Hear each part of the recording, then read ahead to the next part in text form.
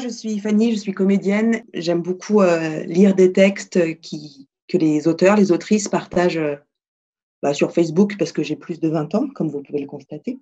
Un jour de printemps 2020, pendant que nous regardions tous notre président faire une allocution sur les métiers du spectacle, il était complètement hystérique et il nous a parlé de cette histoire de tigre et j'hallucinais. Et voilà, et bim, plaf, plouf, Pauline Picot a écrit un texte qui s'appelle Chevauchons-le.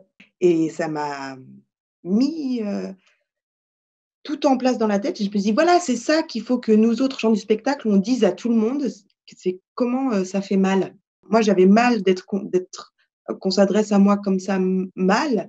Et le texte de Pauline, c'était comme quand on guérit une blessure et qu'on met sur sa peau et que ça pique ou ça fait mal, mais en tout cas, on sait que c'est pour faire du bien. Et alors voilà, je l'ai enregistré avec mon téléphone et je lui ai envoyé et elle a rigolé, elle avait trouvé ça bien. Du coup, j'étais contente et je lui ai demandé si on pouvait le partager. Elle a dit oui et comme je ne sais pas partager du son, du coup, j'ai fait un petit montage photo avec des vieilles photos début du siècle, voilà, avec des tigres morts, des tigres chassés. Et ça a plu aussi à Pauline. On a discuté de 2-3 photos, voilà, comment on les articulait. Et bim, on a partagé. Et c'est comme ça que pour moi, ça a commencé.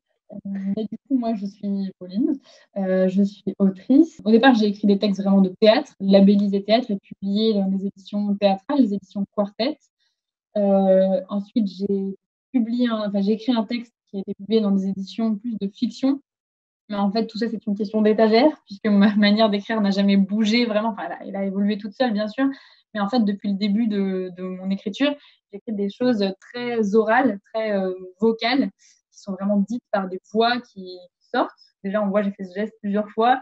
Donc, voilà, je suis Pauline, a.k.a. la cocotte minute de l'écriture. Et en fait, il se trouve que j'écris pas mal de petits fragments depuis plusieurs années, mais que le moment du confinement a vraiment accéléré cette pratique du fragment. Je me suis pas trop posé la question de faut-il écrire, ne faut-il pas écrire, etc. Je suis vraiment allée à l'intuition de j'avais envie de dire des trucs. Et du coup, à plusieurs moments, Fanny, que je ne connaissais pas donc, m'avait écrit des petits messages en me disant ça pique, ça fait mal, machin, et tout ça, des petits trucs un peu drôles. Et au bout d'un moment, en fait, on s'est mis en contact vraiment. Et voilà, il y a eu cette mise en voix et on a commencé à travailler ensemble autour de ces textes. Voilà.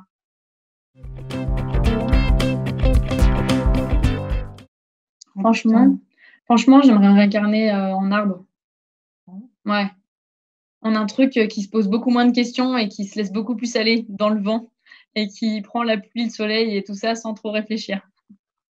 Le vent, ouais.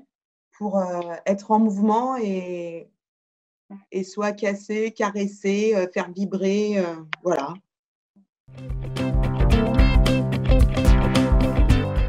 Cette série, donc les textes, voilà, c'est des fragments sur pas mal de petites choses. Et en fait, l'idée, c'est effectivement d'avoir une brute impression de réel, mais avec toujours une sorte de petit décalage, un petit twist de citron qui fait mal aux mâchoires, en gros. Et en gros, après notre rencontre avec Fanny autour de ces textes, il y a l'idée de, moi j'aime bien cette idée que ce soit un problème technique de base de ne pas pouvoir diffuser du son qui nous a amené vers la vidéo, qui t'a amené vers la vidéo, parce qu'en fait cette vidéo, je la trouve, c'est pas juste en fait en gros un texte, une mise en voix, ce serait déjà pas mal, mais je trouve que les images que Fanny du coup rassemble à partir du fond en ligne de la BNF et que du coup elle me propose et qu'en fait on décide ensemble, mais c'est surtout Fanny qui les cherche, qui les trouve et qui a l'intuition de ces images. Et ces images, elles éclairent le texte d'une manière souvent assez cocasse, assez humoristique, si le texte est grinçant, elles soulèvent le texte. Si le texte est plutôt léger, elles enfoncent le texte. Donc il y a vraiment un jeu de contrepoint entre le texte et les images. L'idée, c'était vraiment de garder un support visuel pour l'imaginaire des gens et de jouer en fait avec leurs références. Et voilà, en gros, ces images, pour ceux qui n'auraient pas vu la petite série, c'est des séries de photos de gens du 19e siècle, du début du 20e siècle, qui se promènent, qui font du canoë, qui machin. Et du coup, il y a un côté un peu cocasse. On se dit, mais quel rapport entre notre situation hyper concrète là, parce que les textes sont hyper concrets, et ces images complètement flottantes et tout ça. Donc, le but, c'est de secouer un peu la tête des gens et qu'ils se disent, voilà, qu'est-ce que je suis en train de lire, qu'est-ce que je suis en train de voir. Et en gros, c'est ça. C'est une sorte d'alchimie entre voix, vidéo, texte et tout ça. Voilà.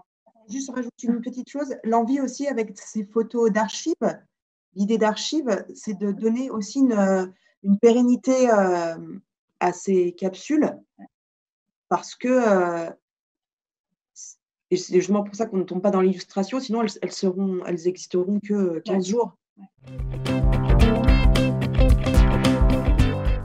D'abord sur ta chaîne YouTube, sur la chaîne YouTube de Fanny, du coup, d'abord. Et après, nous, on les repartage sur nos Facebook respectifs. Moi, mon Facebook, c'est un Facebook pro et mes amis sont des amis pro. Donc, si vous voulez aller voir les vidéos là-bas, vous pouvez aussi aller les voir là-bas, nos Facebook et bien sûr la chaîne YouTube de Fanny, Fanny Buis. Alors, moi, je pense à travailler personnellement. Je pense immédiatement à finir ma thèse. Généralement, il y a un temps de latence, je fais beaucoup de rêves et je me demande tout le temps qu'est-ce que je me suis dit à moi-même dans ce bazar nocturne, quoi.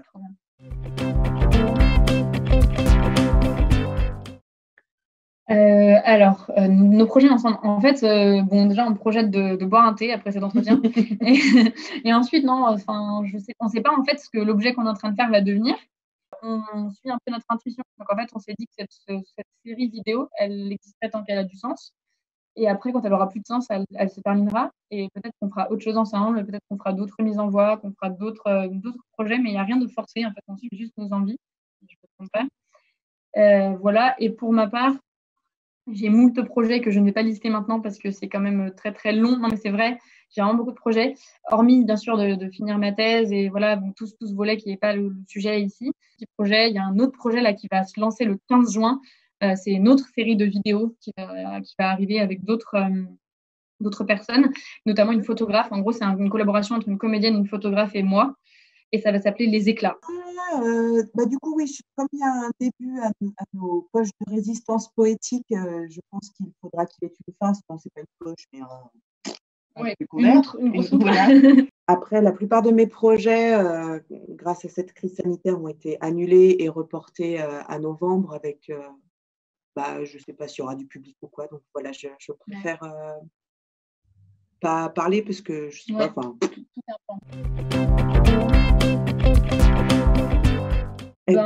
Préparez-vous parce qu'on arrive à tous les niveaux. Ouais, on arrive à tous les niveaux. Ça va putacliquer dans les chaumières. C'est ça. Merci à vous. Au revoir. Au revoir.